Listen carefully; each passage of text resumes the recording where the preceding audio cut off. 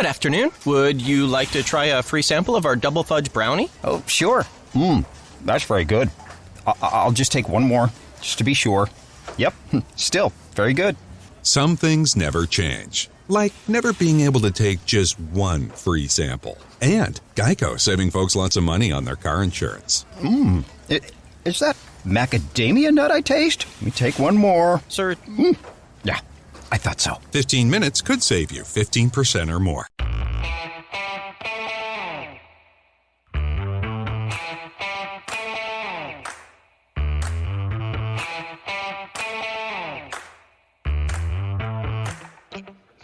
All right, it's another film study by the numbers. I believe this will be the last one that we are looking back, primarily when going through some numbers. Ken, Dan, how you guys doing?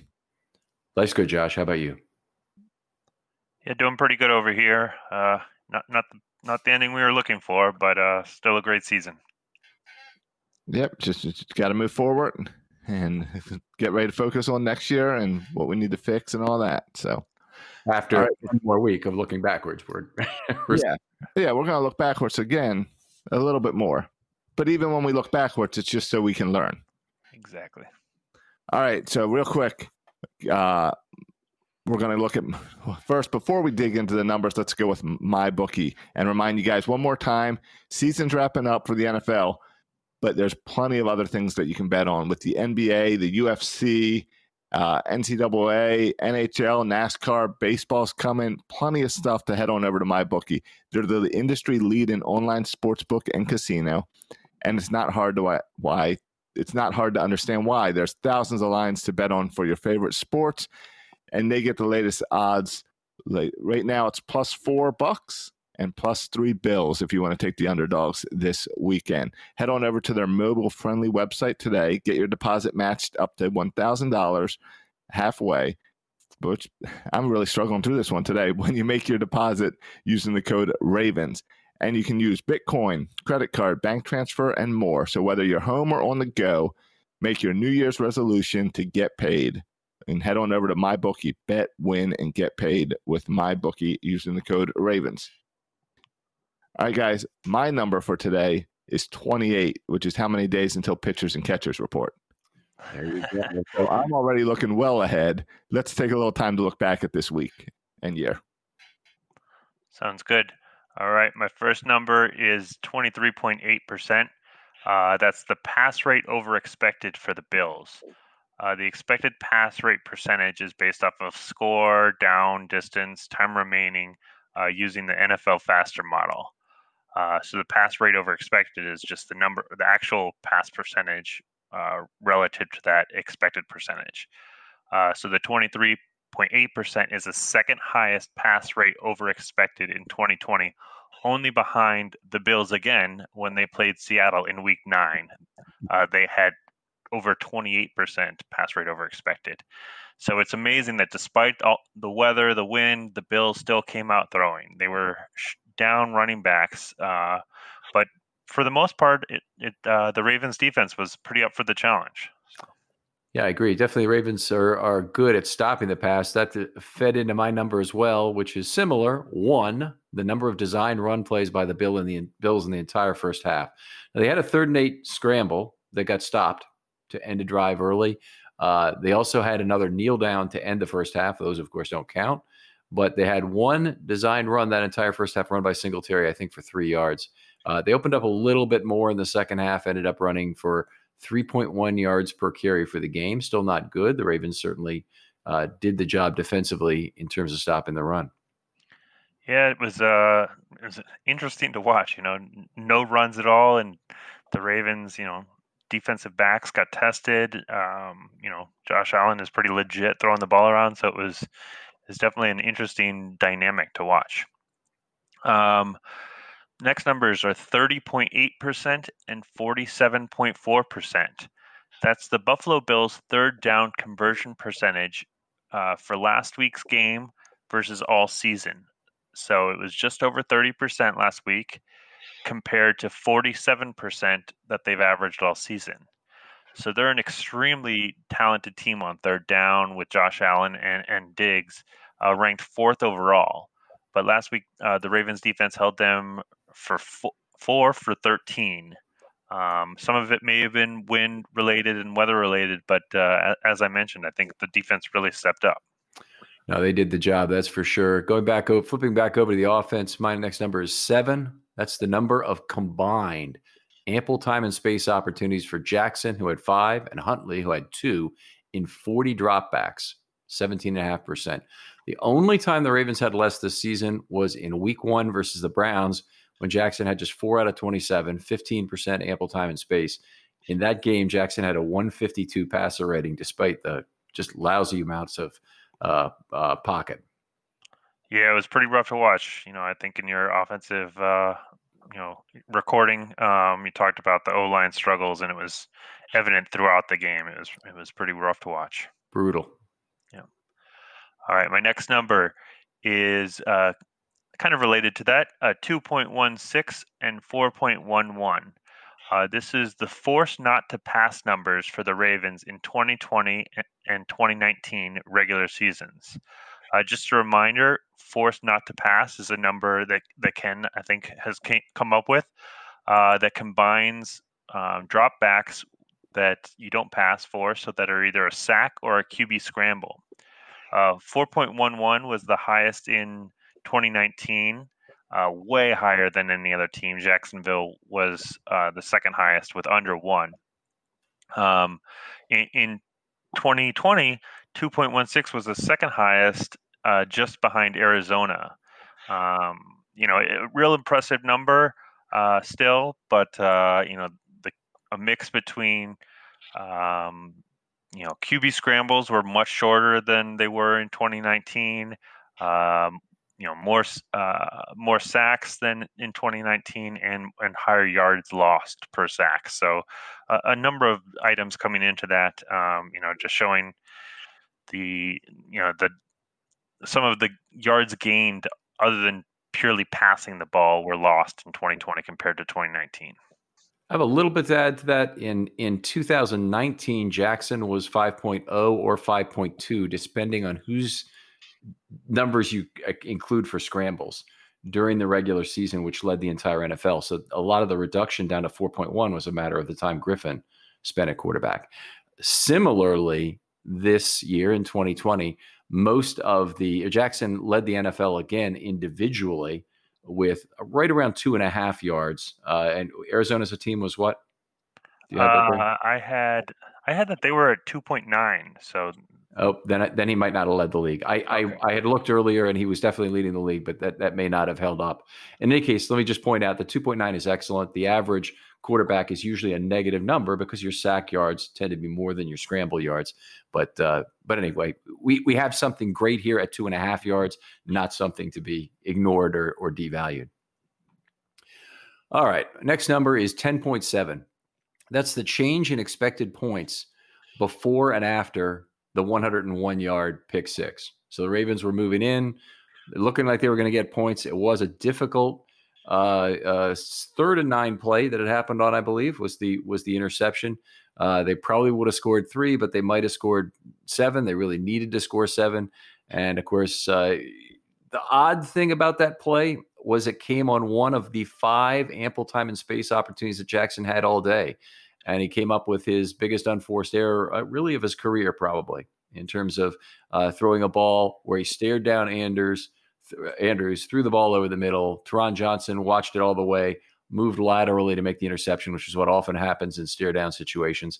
And I have to think back to the other season-ending turnovers that the Ravens and in my youth, the Baltimore Colts went through. But the interception in the end zone by New England when Flacco threw the ball to Torrey Smith in the 2014 divisional game, that had under 2 minutes left. In 2008, we had the Flacco interception to Polamalu that put the lights out against the Ravens in the AFC Championship game. And in 1975, for old Baltimore Colts fans, and I was 12, this was my first year as a football fan. First year the Colts were really good. When I was a kid, Burt Jones was having his first really big year. They got to a point where they were at 21-10 in the AFC divisional game at Pittsburgh. We're at the 4-yard line moving in. Burt Jones fumbled. Andy Russell picked it up, went 93 yards with it, made it 28-10. The lights were out with 15 minutes could save you 15% or more. Is that Shakespeare? Nope, it's Geico. Yeah, that's Shakespeare from one of his unpublished works. Oh, it be not for awakening. Nay, giveth thou the berries. For 15 minutes could save you 15% or more. No, it's from Geico, because they help save people money. Well, I hate to break it to you, but Geico got it from Shakespeare. Geico. 15 minutes could save you 15% or more.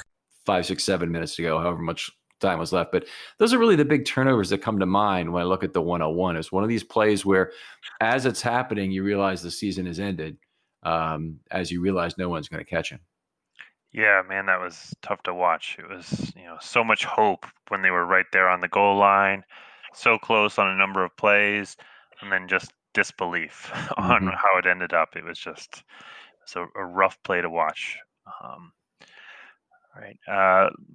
But on a much happier note, my next numbers are 0.117 and negative 0.01.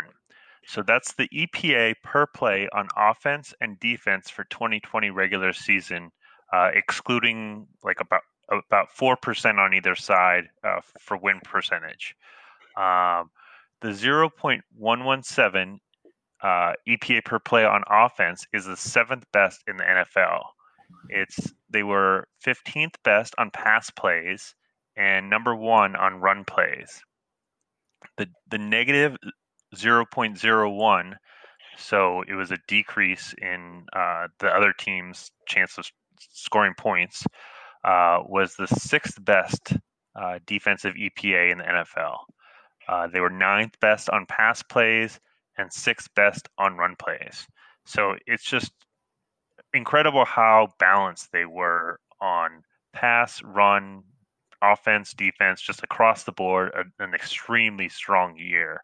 I know there are areas that the team and the fan want to improve, but that's just a great point to start and to build from. Yeah, I agree. I would be thoroughly opposed to a radical rebuild of this offense. I think it needs to completely revolve around Jackson. You want to get him a better receiver? Okay, get one, hopefully via the draft, hopefully not the free agent treadmill, because the Ravens don't have a lot of money to work with.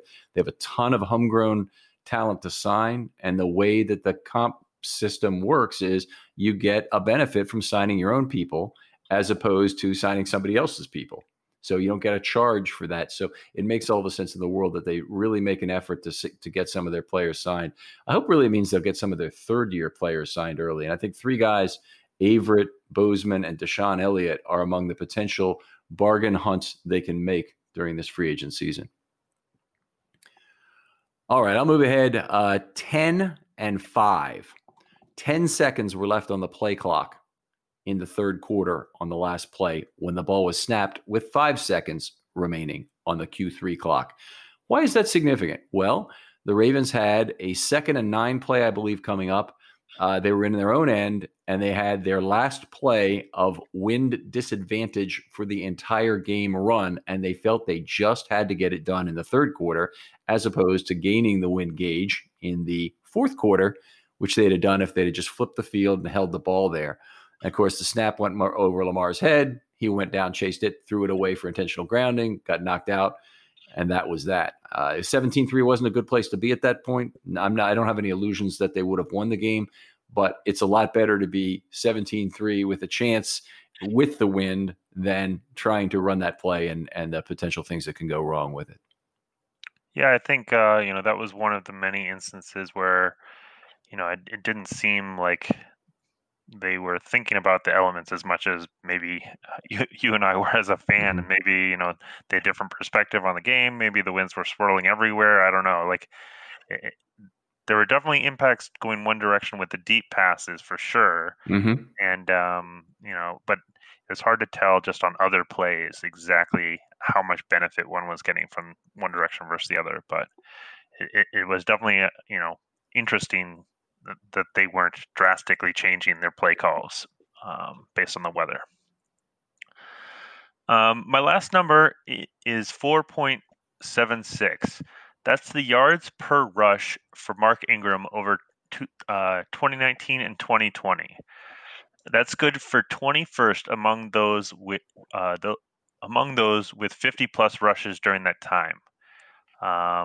Also, another way to look at it is 0.0345, which was his average EPA on those rushes, which was good for 13th.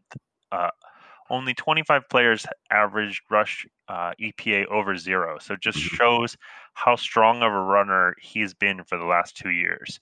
Not only has he been a great teammate and a great mentor and also a great spokesman on the podium and during the game, but he was also a really good running back for the team while he was here. So I just want the fans to recognize how much he added to this team over the last 2 years. We're in great spot going forward with some real strong running backs, but really want to appreciate how strong Ingram was over the last 2 years. Great system fit for this offense. He was the guy who really drove the pistol to be what it was, along with Edwards. But, I think if they didn't have Ingram, they probably wouldn't have designed the offense in exactly the same way. And he made a lot of contributions as a receiver too. So leader, receiver, runner, whatever you want to talk about. Mark Ingram is one of the Ravens' really notable players now. And even though he only played basically a season and a half of a 3-year deal, the Ravens got value out of that contract. And I think they made a very good deal getting him when they did. All right, my number 88.6. That's Joe Flacco's career quarterback rating in the playoffs. And that is the 4th highest among quarterbacks with 10 or more postseason wins. Now, there's not that many quarterbacks with 10 or more postseason wins. But one thing to realize about an 88.6 passer rating in the playoffs is you're always facing great defenses. So you rarely get a game against a truly bad defense. I'm not saying it never happens, but it's rare and it happens. And of course, most of those games are on the road as well. I got a little bit of further breakdown though.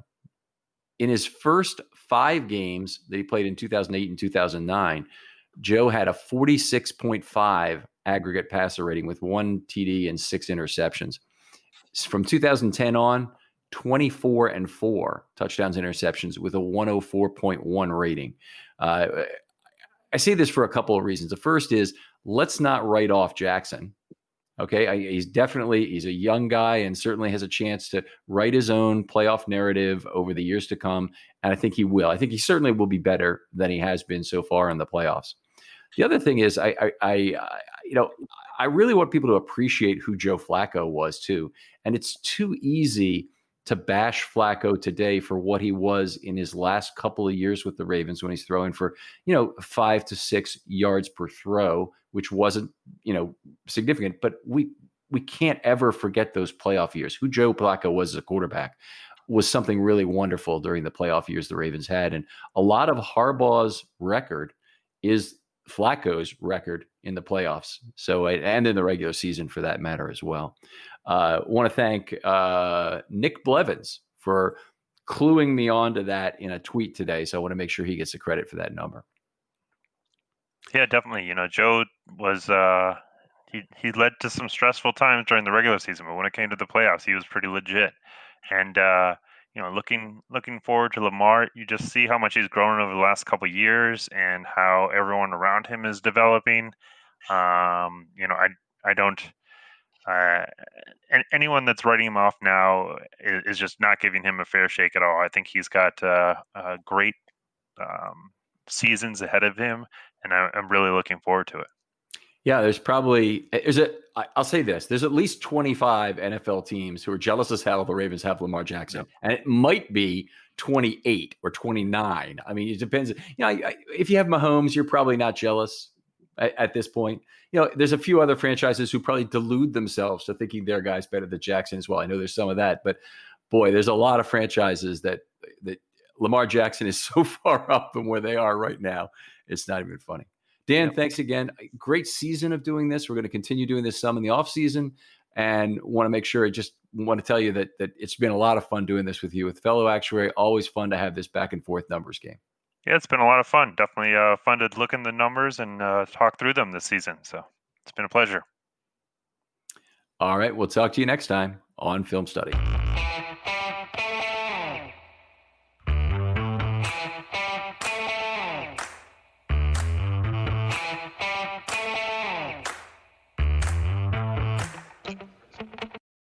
afternoon. Would you like to try a free sample of our double fudge brownie? Oh, sure. That's very good. I'll just take one more, just to be sure. Yep, still very good. Some things never change, like never being able to take just one free sample. And Geico saving folks lots of money on their car insurance. Is that macadamia nut I taste? Let me take one more. Sir, Yeah, I thought so. 15 minutes could save you 15% or more.